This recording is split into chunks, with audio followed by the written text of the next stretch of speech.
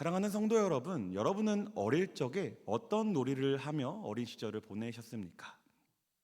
요즘 아이들은 컴퓨터나 스마트폰 같은 게임들을 주로 하지만 제가 어렸을 때만 해도 학교 운동장이 저희에게 엄청난 재미를 주는 곳이었어요. 점심시간이나 수업이 끝나면 가방을 다 던져두고 놀이터로 막 뛰어갑니다. 흙먼지를 막 뒤집어 쓰면서 놀이터로 가는 것이죠. 운동장에는 재미있는 기구들이 진짜 많이 있었어요. 하늘 높이 올라가는 그네도 있었고요. 원숭이처럼 막 매달리는 정글짐도 있었어요. 빙글빙글 돌아가는 저희는 어렸을 때 뱅뱅이라고 불렀던 것 같은데 어떻게 불렀는지 잘 모르겠어요. 그런 것도 있었습니다. 근데 그 중에서도 저와 제 친구들이 특별히 고학년 시절 때 좋아했던 놀이기구가 하나 있었는데요. 그것이 무엇인가 하면 바로 오늘 말씀의 제목에 있는 시소였습니다. 여러분, 시소는 사실 되게 간단하죠. 여러분, 널뛰기가 더 가깝나요? 시소가 가깝나요? 시소가 더 가까우시죠? 시소는 한쪽 양 끝에 그 끝에 앉아서 한 명은 내려가고 한 명은 올라가는, 다시 한 명이 올라가면 또 한 명은 내려가는, 그냥 왔다 갔다 움직이기만 하는 단순한 놀이기구였어요. 심지어 저희가 어릴 때에는요, 그 안전 장치가 좋지 않아 가지고 그냥 타이어 하나만 끝에 있어서 굉장히 엉덩방아를 찧으면 꼬리뼈가 아픈 그런 기구였습니다. 근데 왜 저희가 이 시소라는 기구를 좋아했을까요? 저희가 했던 시소 놀이는 조금 달랐어요. 저희는 단순히 시소가 왔다 갔다 오르락 내리락 하는 놀이를 즐기지 않았고, 팀을 나누어서 누가 더 오랫동안 이 시소 위에서 수평을 유지하는가를 서로 내기했어요.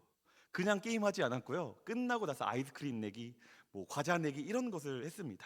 즉 균형 잡기 내기를 했다라는 것이죠. 각 아이들마다 몸무게가 다르기 때문에 균형 잡는 것이 쉽지 않았어요. 그래서 가벼운 쪽 친구는 조금 뒤에 가서 앉게 하고, 좀 몸무게가 나가는 친구들은 최대한 중앙에 붙여가지고 서로 1초라도 더 많은 시간 동안 수평을 유지하기 위해서 서로 경쟁을 했던 그런 어렸을 적 기억이 있습니다. 하지만 그 놀이의 끝은 언제나 똑같았어요. 아무리 애를 쓰고 균형을 잡으려고 해도 결국에는 어느 한쪽이 쿵 하고 내려가고 어느 한쪽은 하늘로 높이 치솟는 그런 불균형이 시소의 결말이었다는 것입니다. 시소에서 영원한 균형이란 불가능했죠. 제가 오늘 설교의 서두에 시소 이야기를 꺼낸 이유가 있습니다.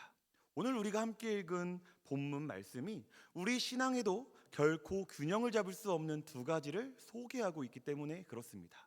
오늘 말씀에서 오늘 우리에게 동시에 두 가지를 다 잡을 수 없는 영적인 시소가 존재한다라고 말씀하고 있기 때문에 그래요. 오늘 본문 15절 말씀을 우리 다시 한번 읽어보도록 하겠습니다. 함께 읽겠습니다. 시작. 이 세상이나 세상에 있는 것들을 사랑하지 말라. 누구든지 세상을 사랑하면 아버지의 사랑이 그 안에 있지 아니하니. 아멘. 사랑하는 성도 여러분, 오늘 성경은 우리에게 두 가지 대상을 제시합니다. 하나는 세상이고 다른 하나는 하나님 아버지예요. 그리고 이 둘의 관계는 마치 시소와 같다라고 말씀합니다. 결코 균형을 이룰 수 없다라는 것이죠. 그런데 우리는 종종 이 두 개의 관계를 점점 균형을 이루려고 하지 않습니까? 하나님도 잘 믿고 싶고 세상에서도 잘 놀고 싶다. 우리는 주일에 거룩한 성도로 살고 평일에는 세상의 즐거움도 누리면서 살고 싶다. 그리고 이것을 건전하고 균형 잡힌 신앙생활이라고 착각할 때가 얼마나 많이 있습니까? 그래서 세상과 신앙 사이에 줄타기 하는 사람, 교회 일도 잘하고 세상 일도 잘하는 사람을 우리는 부러워합니다.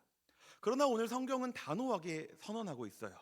시소의 한쪽이 내려가면 다른 한쪽은 올라가는 것처럼 세상을 사랑하면 아버지의 사랑은 그 안에 없다라는 거예요. 사랑하는 성도 여러분, 중간지대는 없습니다. 내가 세상을 사랑하며 마음이 그쪽으로 기울어지는 순간 하나님을 향한 사랑은 내 안에서 사라지게 되는 것입니다. 반대로 내가 하나님을 전심으로 사랑하여 그쪽으로 무게를 싣는 순간 마찬가지로 세상에 대한 미련과 사랑 역시 사라지게 되는 것이죠. 오늘날 많은 크리스천들이 이 영적인 시소 위에서 마치 고개하듯 균형을 잡으며 살아갑니다. 어떻게든 하나님과 세상 양쪽에 발을 걸치고 싶어 합니다. 그러나 그것은 균형이 아니라 타협입니다. 성경은 그것을 불가능이라고 말씀합니다. 세상을 사랑하는 자의 마음 속에는 아버지의 사랑이 거할 공간이 없다라는 거예요. 여러분, 오늘 우리 안에 있는 타협은 무엇입니까? 무엇이 자꾸만 우리 안에 있는 하나님의 온전한 사랑을 자꾸만 내 안에 거하지 못하도록 밀어내고 있습니까? 우리는 반드시 이것을 떨쳐버려야 하는 줄 믿습니다. 사랑하는 성도 여러분, 왜 세상과 하나님은 균형을 이룰 수 없을까요? 정답은 간단합니다. 여러분, 세상이란 무엇이죠? 하나님이 만드신 아름다운 하늘과 땅, 온 우주 만물입니까? 아닙니다. 여기서 세상은요, 하나님을 왕따시키는 세상의 질서를 의미합니다. 하나님 없이도 행복할 수 있다라고 속삭이는 시스템, 하나님을 대적하는 모든 사탄의 가치관들을 의미하는 거예요.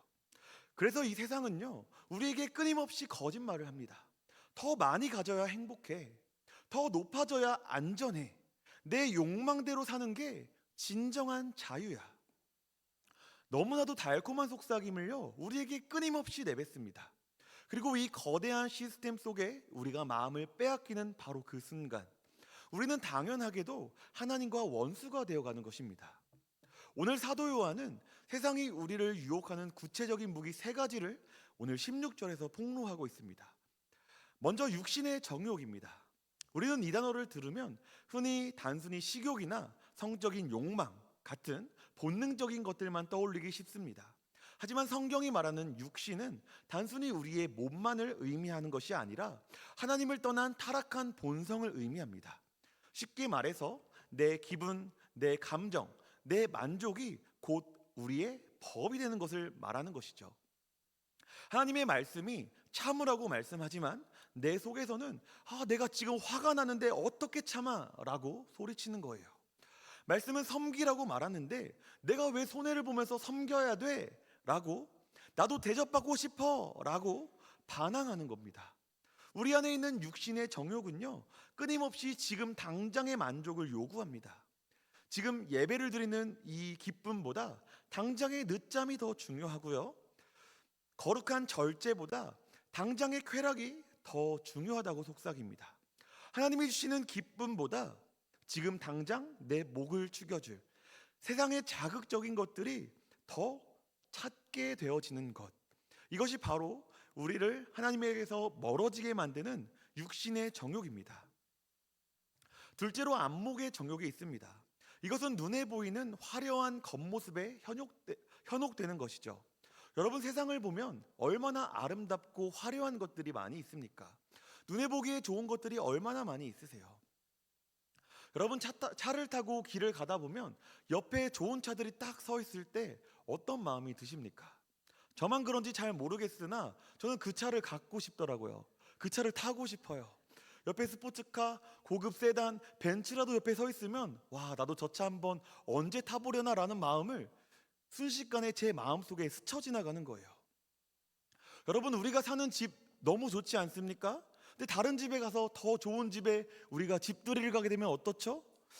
나도 이런 큰 집에서 살아보고 싶다.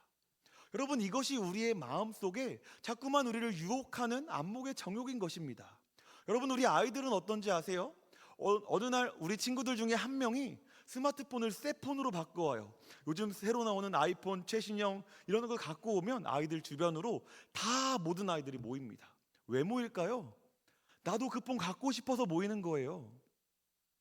여러분, 이처럼 눈으로 들어오는 유혹은 우리로 하여금 보이지 않는 하나님보다 눈에 보이는 세상의 화려함을 더 쫓게 만든다는 것입니다. 마지막으로 이생의 자랑이 있습니다. 여러분, 이것은 내가 가진 것, 내가 이룬 것을 자랑하며 으스대는 마음입니다. 야, 너 내가 누군지 알아? 나 어느 기업 과장이야. 야, 내가 이번에 코인으로, 주식으로 돈을 얼마나 벌었는지 알아? 뿐만 아니죠. 우리 어머니들 자주 하시지 않습니까?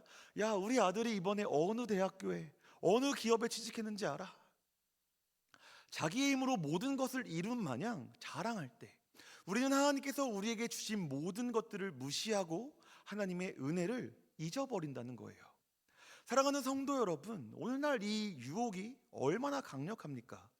오늘 우리도 육신의 정욕에 무너져 내 감정, 내 기분대로 삶을 살아가고 있는 것은 아닙니까? 안목의 정욕에 빠져 세상의 화려함만을 쫓아가고 있지는 않으세요? 이생의 자랑에 빠져 하나님의 은혜는 잊어버린 채 교만의 자리로 스스로 올라가고 있는 것은 아닙니까? 우리는 우리 스스로를 계속해서 돌아봐야 된다는 것입니다. 사랑하는 성도 여러분, 우리는 영적인 시소 위에서 번번이 세상 쪽으로 기울어집니다. 자꾸만 세상을 곁눈질합니다. 우리는 왜 자꾸 하나님 쪽이 아닌 세상 쪽으로 기울어질까요? 왜 우리의 머리로는 하나님을 사랑해야 한다고 하면서도 실제 우리의 삶의 시소는 내 욕심과 내 만족과 세상의 유익 쪽으로 자꾸만 기울어지는 것일까요? 어느 날 한 초등학생이 엄마와 함께 수학 공부를 하고 있었어요. 수학 공부를 하고 있었는데 문제집에 이런 서술형 문제가 나왔대요. 오늘 친구 3명이 우리 집에 놀러 왔습니다. 우리 집에 사탕 12개가 있는데 이 사탕 12개를 친구들에게 똑같이 나누어 주려면 한 사람당 몇 개씩 나누어 주어야 할까요? 여러분, 정답이 몇 개일까요? 우리 집에 있는 12개의 사탕을 놀러 온 친구 3명에게 똑같이 나눠주려면 한 사람당 몇 개씩 주어야 되죠? 4개씩 주면 됩니다. 너무 쉽죠? 12 나누기 3은 4니까 당연히 4개입니다. 그런데 이 아이는 곰곰이 생각하더니 답란에 큼지막한 글씨로 3개 이렇게 쓰는 거예요. 엄마가 깜짝 놀랐어요. 야, 우리 다시 한번 생각해 볼까? 12개의 사탕을 말이야 3명의 친구에게 똑같이 나눠주면 몇 개를 나눠줄 수 있지? 그 아이가 똑같이 3개라고 적는 거예요. 엄마가 답답해서 야, 도대체 왜 3개라고 생각하니? 라고 묻자 아이가 억울하다 듯이 이렇게 대답합니다. 엄마, 친구들한테 4개씩 다 주면 나는요? 나도 먹어야지. 나 3개, 얘 3개, 쟤 3개, 쟤 3개. 여러분, 이 아이의 답이 너무 귀엽지 않습니까? 아이의 논리로는요, 친구 3명에게 주는 것뿐만 아니라 내 것도 포함하고 있었다는 거예요. 나도 먹어야 된다라는 본능이 수학적 정답을 바꿔버린 것이죠. 여러분, 우리는 이 아이의 이야기를 들으면 웃지만 사실 이것은 오늘 우리의 신앙을 너무나도 적나라하게 보여줍니다. 하나님은 성경을 통해 우리에게 명확한 인생의 정답을 주셨습니다. 원수를 사랑하라, 내 이웃을 내 자신같이 사랑하라, 오른뺨을 맞으면 왼뺨도 돌려대라, 오리를 가자고 하면 십리를 동행하라. 말씀의 정답은 언제나 4개입니다. 내 것을 다 내어주고 헌신하고 희생하고 섬기는 것이죠.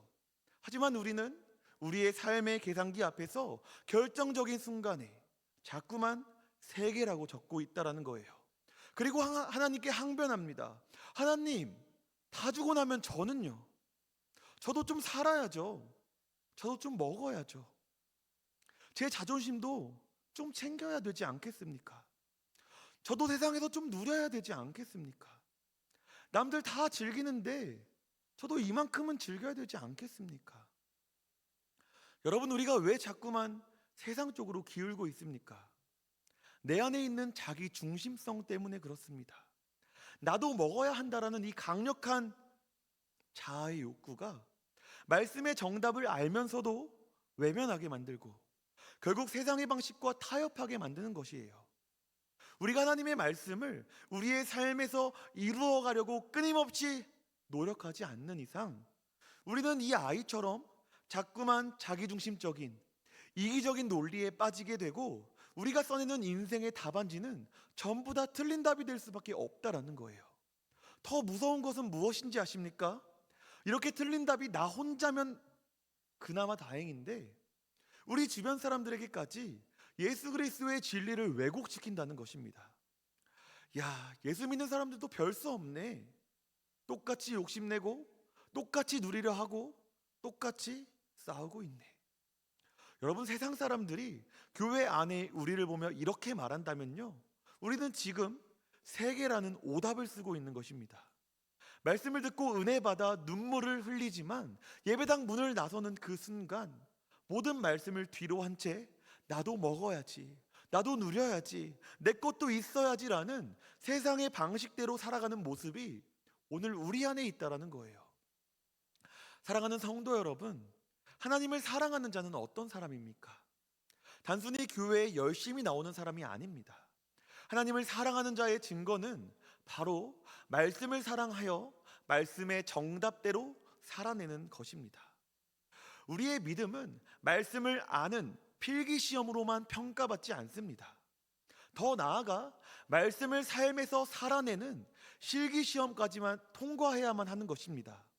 왜 그렇습니까? 하나님의 말씀만이 우리를 구원으로 인도하는 유일한 진리라면 당연히 그 진리에 내 삶을 거는 것이 마땅하지 않겠습니까? 물론 말씀대로 사는 것, 정답대로 네 개를 다 나누어 주는 것은 결코 쉽지 않습니다. 때로는 세상의 유익을 포기해야 되고 바보 취급을 당할 수도 있습니다. 사랑하는 성도 여러분, 우리는 다윗을 너무나 좋아합니다. 소년 다윗이 물맷돌 하나로 거인 골리앗을 물리쳤을 때 그 장면을 상상하기만 해도 너무나 짜릿하죠. 그러나 정작 내 손에 쥐어진 것이 초라한 돌멩이 몇 개뿐이고 내 앞에 세상이라는 거대한 골리앗이 서 있을 때 우리는 과연 믿음으로 나아갈 수 있습니까? 여러분, 우리는 홍해가 갈라진 기적에 환호합니다. 하지만 내 뒤에는 애굽 군대가 쫓아오고 내 앞에는 시퍼런 바다가 넘실거리는 막다른 골목에 서 있을 때 우리는 믿음으로 그 바다를 향해 발을 내디딜 수 있습니까? 여러분, 무엇보다 우리가 가장 사랑하는 성경의 이야기는 예수님 이야기 아닙니까? 하나님의 말씀에 순종하셔서 십자가에 죽으시고 3일 만에 부활하신 주님의 그 희생으로 우리는 생명을 얻었습니다. 그러나 주님께서 너도 자기 십자가를 지고 나를 따르라 명령하실 때 우리는 그 길을 묵묵히 걸어갈 수 있습니까? 쉽지 않다라는 거예요. 내 안에 나도 누려야지, 나도 먹어야지, 나도 가져야지, 이러한 목소리가 너무나 크기 때문입니다. 여러분, 그렇다면 누가 도대체 이 자기 중심성을 내려놓고 시소의 균형을 깨뜨려 하나님 쪽으로 우리의 삶을 옮길 수 있는 것입니까?